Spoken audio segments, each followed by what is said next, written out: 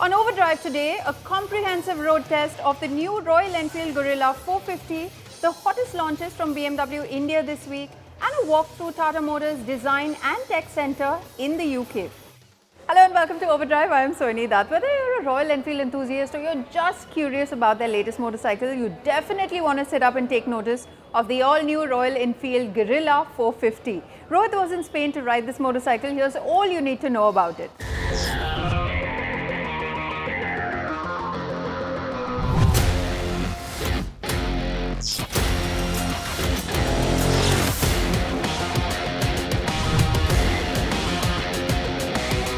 Of single-cylinder 400 to 500cc motorcycles, you'll usually find two extremes. On one end, you have Royal Enfield's own long-stroke engines. On the other end, you have the rev-happy KTMs and the Pulsars.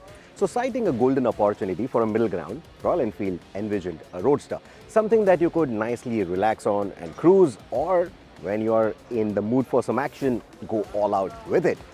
Enter the Guerilla 450, named after a warfare technique of unexpected and sudden attacks.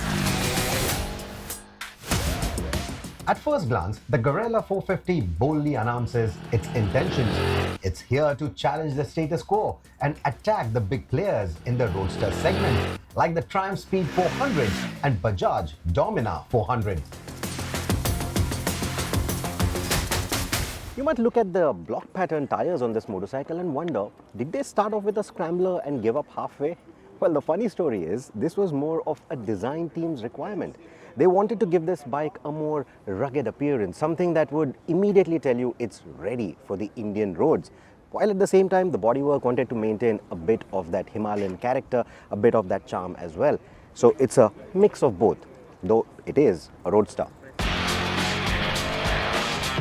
Apart from some suspension components, peripherals, the engine, and a part of the main frame that holds it in place, the rest of the Guerilla is practically a different motorcycle. The engine claims the best-in-class torque spread and runs a smaller rear sprocket, a 45 tooth instead of a 47 for better top speed. It also rolls on a shorter wheelbase, lower ground clearance and 17-inch wheels front and rear, a 4-degree sharper rake and a 27mm shorter trail, all of which makes the Guerilla a much sharper handler, even with those block pattern tires. The Guerilla 450 was designed with accessibility in mind, making it both compact and user-friendly. And if you find the Himalayan too cumbersome for city use, the Guerilla might fit you better. Now let's talk about the ergonomics. That's going to be my seating posture. So the handlebar has been dropped lower, the foot pegs have been raised, and because of the lower height of the vehicle, it doesn't feel as top heavy as the Himalayan. Seat height is lower too, at 780mm, 45mm lower than the Himalayan standard seat, though it isn't adjustable. However, the narrow subframe and the seat ensure easy ergonomics even for shorter riders. Taller riders might find the handlebar a bit narrow, its position a bit low, and the tank not supportive enough for the knees.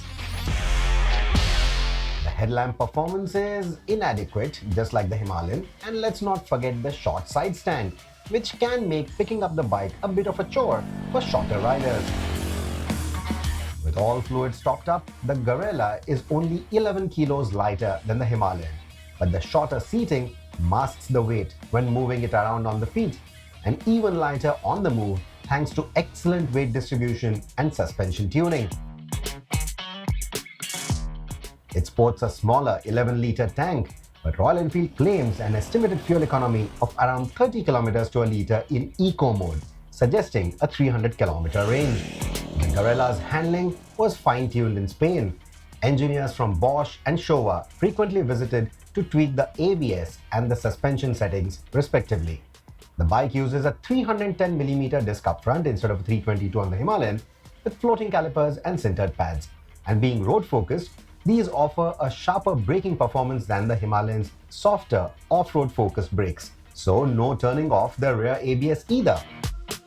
The brake bite is confident and the nosedive isn't as pronounced because the suspension has lesser travel and stiffer damping. giving the Guerilla its taut handling. And you won't really miss those upside-down forks unless you want them more for those beefy looks. The swing arm is shorter too, making the bike more flickable around switchbacks. Riding around the winding roads was a blast. These tires, despite their block pattern, offer a nice progressive lean in. It's not too sharp, but not too lazy either. It's nice and progressive, imparts a lot of confidence. Of course, with the raised foot pegs, your cornering clearance is much better, but you're not going to be scraping those foot pegs often because the tires run out of their limit a lot earlier. At higher leans, they start squirming quite a bit. There's a sense of lightness to the way the Guerilla handles, perfect for inspiring confidence in its target audience. The Guerilla feels breezier than the Himalayan when tackling the city environment, and the new engine maps work well for zipping through traffic. And if you're going to use it primarily for that purpose, the 200 to 250 km of usable range isn't too bad. The instrumentation hooks up with Google Maps, either via the Tripper navigation module on the base model or through the TFT screen on the high variants. And I think you should be able to retrofit the latter on the base model. Its 191 kilo payload, similar to the Himalayan, will still let you head to the Himalayas with your pillion and the luggage.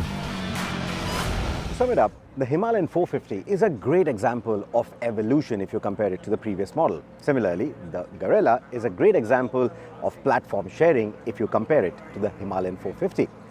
Now, in Spanish, whatever little I've heard or know, Guerra means war. Guerilla means little army. So will the Guerilla 450 be just that, a little army in the massive Royal Enfield battalion? Or will it actually declare war on the entire segment, laid back, in-betweens, high-revving machines, all included? Or will it be a runaway success like the Hunter? Well, only time will tell. But whatever I can tell, I think it might just end up being an in-between, just the way the motorcycle itself is. Well, is this a Royal Enfield motorcycle you would want to put your money on? Let us know in our comment section on our YouTube channel. We'll take a very quick break here on the show, but coming up on the other side, we take a look at all the hottest launches from BMW India's stable. Stay with us, you're watching Overdrive.